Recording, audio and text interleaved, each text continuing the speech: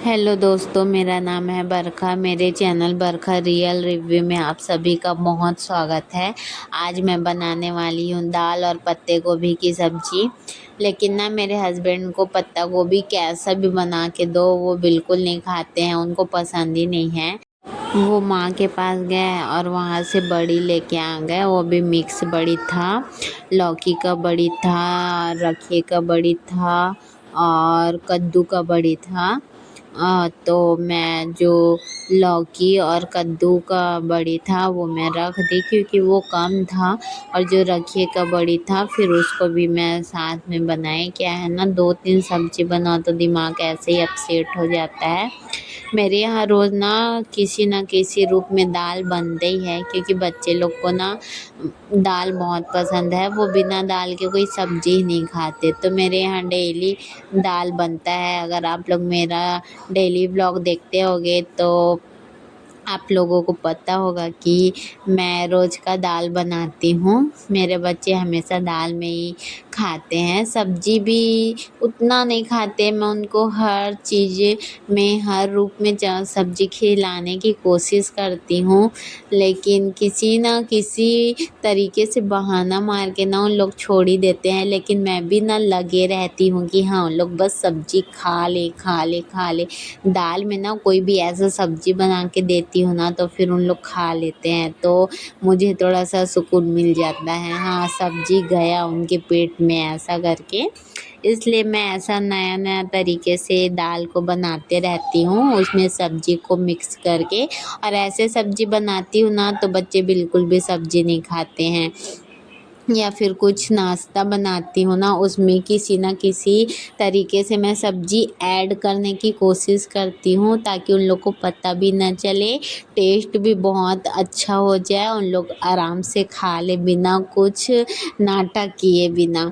तो चलिए, बहुत हो गया ये बात। अब मैं ये अपना चावल चढ़ा रही हूँ और जो दाल और चावल का पानी है ना वो मैं अलग से निकाल के रख ली हूँ ये लोटे में। अब मैं जा रही हूँ अपने पौधे लोग को ये खाना देने।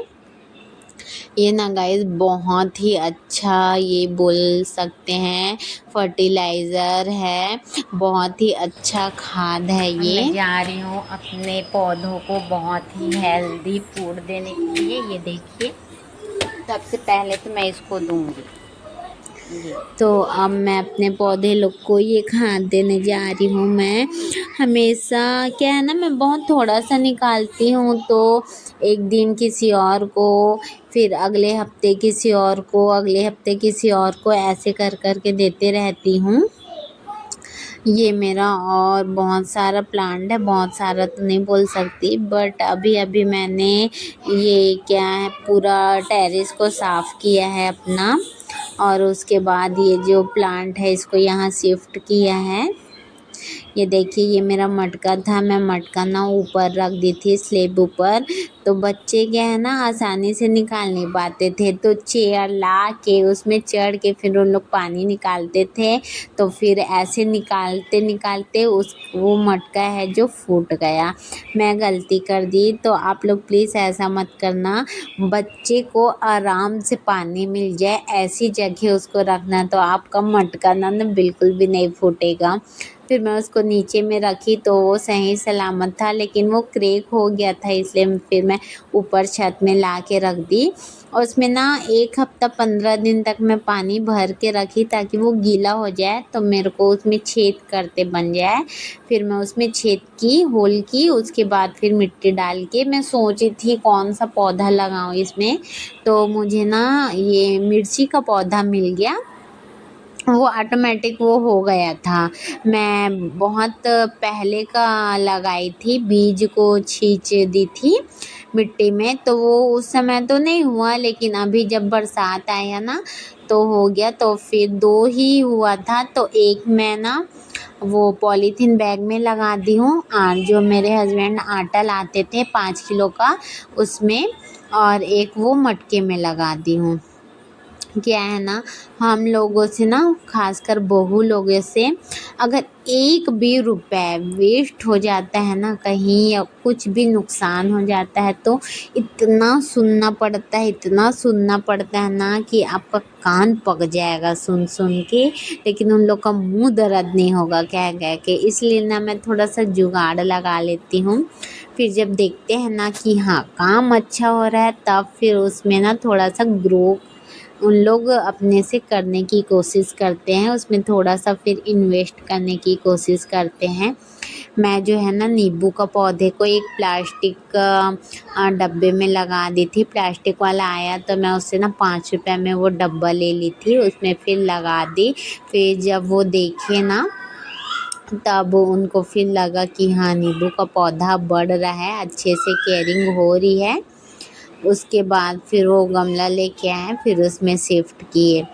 ये मेरा इंडक्शन अब चले गया। मैं ना जो कॉइल वाला हीटर था ना वो यूज़ करती थी। तो मेरी देरानी आई, फिर एक ही में हम लोग साथ में बनाते थे मेरे ही रसोई में। नई नई शादी हुई थी तो फिर पता नहीं उससे कैसे वो बिगड़ गया। फिर उसके पास इंडक्शन था, नया था, तो वो मुझे दे दी। उसके बाद फिर उसका मैं काफ़ी दिन तक उसको यूज़ की, 1 डेढ़ साल तक। फिर उसका गैस ख़त्म हो गया तो अब वो ले ली है। अब मुझे टेंशन हो गया है अपने गैस का, क्योंकि मेरे यहाँ बच्चे भी हैं ना, तो स्कूल जाते हैं तो बहुत ज़्यादा गैस यूज़ होता है। तो पता नहीं अब मैं कब लूँगी। एक और रखा हुआ है जो बहुत पुराना है, सोच रही हूँ उसी को बनवा लूँ करके। अब देखो वो बनता है कि नहीं, बस बन जाए मुझे, वरना बहुत प्रॉब्लम हो जाता है। ख़ासकर अगर रात में गैस ख़त्म हो जाता है ना तो कहाँ जाए, किसके यहाँ जाए, ऐसा ना कुछ समझ नहीं आता है। बस भगवान से यही प्रार्थना है कि गैस ख़त्म होने के पहले मेरा ना इंडक्शन है वो बन के मेरे पास आ जाए। ये मैं अपना किचन बहुत अच्छे से क्लीन कर रही हूँ। मैं ना हर 1 दिन 2 दिन में किचन को बहुत अच्छे से क्लीन करती हूँ। उसके बाद जो रिज़ल्ट आता है ना, साफ़ सुथरा चमकदार किचन, ऐसे में जब आप किचन में जाओ ना तो आपका जो मूड ख़राब रहता है ना वो भी बहुत अच्छा हो जाता है। और थोड़े से ना पॉजिटिविटी थिंकिंग भी आने लग जाती है। जब भी ना मुझे कुछ नेगेटिव मैं सोचती हूँ ना, उसके बाद मैं एक चीज़ रटना चालू कर देती हूँ, नहीं मैं अपना लक्ष्य पा के रहूँगी, मुझे ये काम करना है और मैं वो काम करके रहूँगी, मुझे अपना लक्ष्य हासिल करना है। ऐसे कुछ ना पॉजिटिविटी जो थिंकिंग होती है ना वो आप सोचने लग जाओ, वो चीज़ बोलने लग जाओ, तो जितने भी नेगेटिव है ना वो सब के सब आपसे ना नेगेटिव जो थिंकिंग है वो सब के सब ना आपसे बहुत दूर हो जाते हैं आपसे। और आपके आस-पास इतना अच्छा माहौल, इतना अच्छा वातावरण बन जाता है ना कि आप पॉजिटिविटी से पूरा भर जाते हैं और आपका मन जो है ना वो उदास होने की वजह बहुत खुश हो जाता है और आपका दिन है ना वो बहुत ही अच्छा हो जाता है। Bye bye guys.